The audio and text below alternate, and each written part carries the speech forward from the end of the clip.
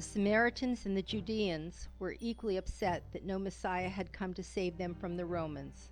But while the Judeans continued to wait for the Messiah, a document found among the Dead Sea Scrolls helps to prove that the Samaritans decided to create a spiritual Messiah in place of the one who did not come.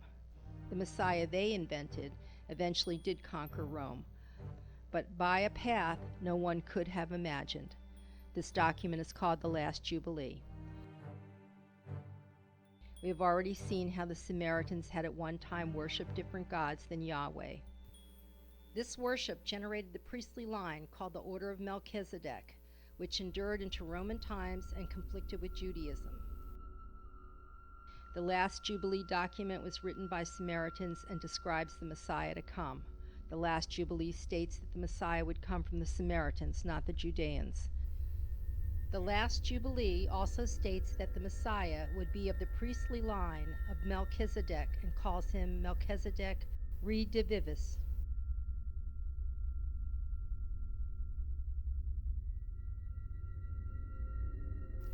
In the New Testament, the Epistle to the Hebrews specifically states that Jesus was of the priestly line of Melchizedek.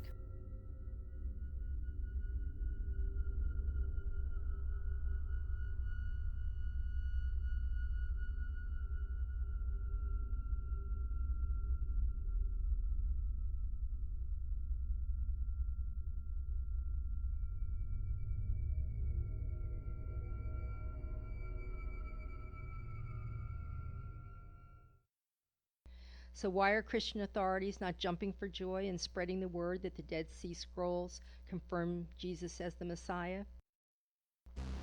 The biggest problem is that the Last Jubilee document was buried too late. Why bury the Last Jubilee if the Messiah had already come? The Last Jubilee document, written by Samaritans, and Leptic Qumran as late as 135 AD, is still looking ahead to the Messiah. In fact, in the Last Jubilee, the Samaritans authored a blueprint for a Messiah.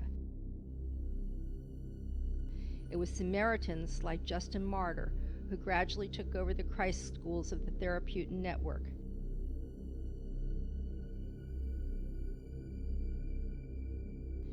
It is at this very moment, to the consternation of modern historians, that the Therapeutic network simply disappears from history.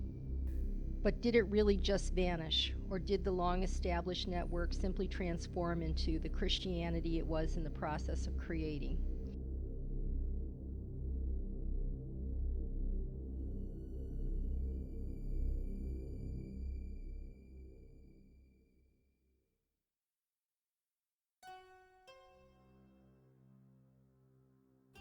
It wasn't long before the Samaritans began fighting among themselves.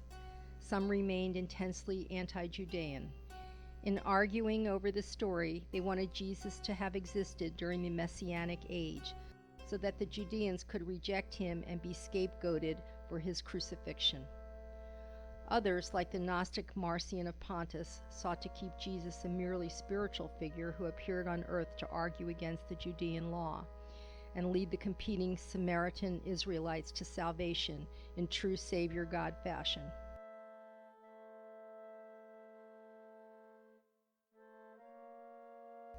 The Samaritan Marcion of Pontus is possibly the most important figure in the true history of the formation of Christianity. Studies show that Marcion's New Testament was the first, published in Rome about 140 AD. It was published before the Gospels of Mark, Matthew, John, and Luke, which use Marcion's Gospel for source material. The Jesus of Marcion's Gospel, called the Gospel of the Lord, is entirely non-historical. In Marcion's Gospel, Jesus is not even born, but comes down at Capernaum to argue against the Judean law. The church father Tertullian said, according to Marcion, Jesus Christ emanated from heaven. It is certain that the Lord or Christ of Marcion is entirely non-historical. He has no genealogy or Jewish line of descent, no earthly mother, no father, no mundane birthplace of human birth.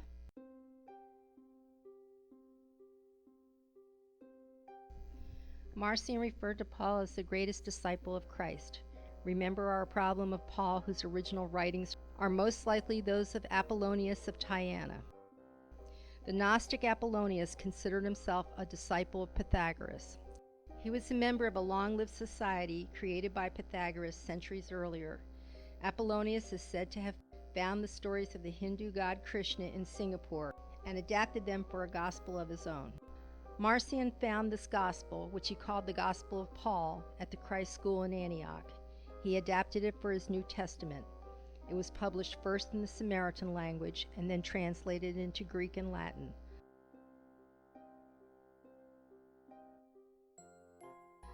What was in Marcion's New Testament? The Gospel, no Acts, no Revelations, and just one Gospel. The Apostolicon, 10 of Paul's epistles. The argument of Christian authorities is that Marcion's Gospel came later, and he simply removed the historical references from the 4 Gospels in the New Testament. But they are reversing the truth.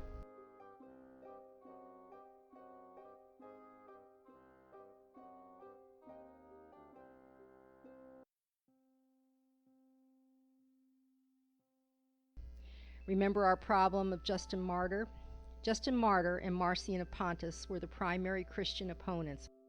If Marcion had taken the already existing Gospels of Mark, Matthew, Luke, and John and revised them, Justin would surely have called him on it, but Justin never mentions this.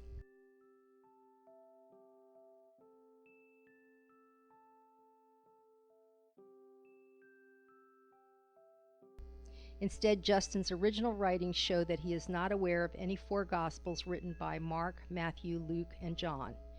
In referring to the Jesus tale, Justin distinctly states he is quoting from a text called Memoirs of the Apostles. These quotations often differ widely from what is in the New Testament. Justin also refers to the Gospel of Nicodemus. Justin mentions the Gospel of Peter, but never refers to Peter as the founder of the church in Rome, where Justin lived and wrote. Justin quotes from the Old Testament 314 times, and in 197 of them he names the particular book or author. But like the other earliest Christian writers, Justin never once quotes from Mark, Matthew, Luke, or John. This is the only proof needed to show that it was Marcion's Gnostic Gospel of Jesus that was first, and the historical elements were added to Marcion's story by the authors of Luke, Mark, Matthew, and John after Marcion's death in 160 AD. For example, where Marcion has Jesus come to Nazareth, Luke adds the words, where he was brought up. But Nazareth did not exist during the time period portrayed in the Bible. Josephus extensively mapped his homeland and does not mention Nazareth, but he mentions the nearby Jaffa, where Josephus actually stayed for a period of time. Archaeological digs have shown that Nazareth was built on the remains of a cemetery. Other evidence shows that Nazareth did not exist until much later. It was purposely built and settled by monks from Mount Carmel to create an attraction on the pilgrimage route used by Christians visiting the Holy Land. It was only a year after Marcion's death that a Christian council was held at Alexandria, Egypt in 161 AD. This council ratified the incarnation of Jesus. Those who did not choose to believe in a historical Jesus were condemned as heretic. This was the first step in the hostile takeover of the Christian franchise built by affluent bishops like Marcion, who had built popular Gnostic churches in Italy, Egypt, Palestine, Arabia, Syria, Asia Minor, and Persia.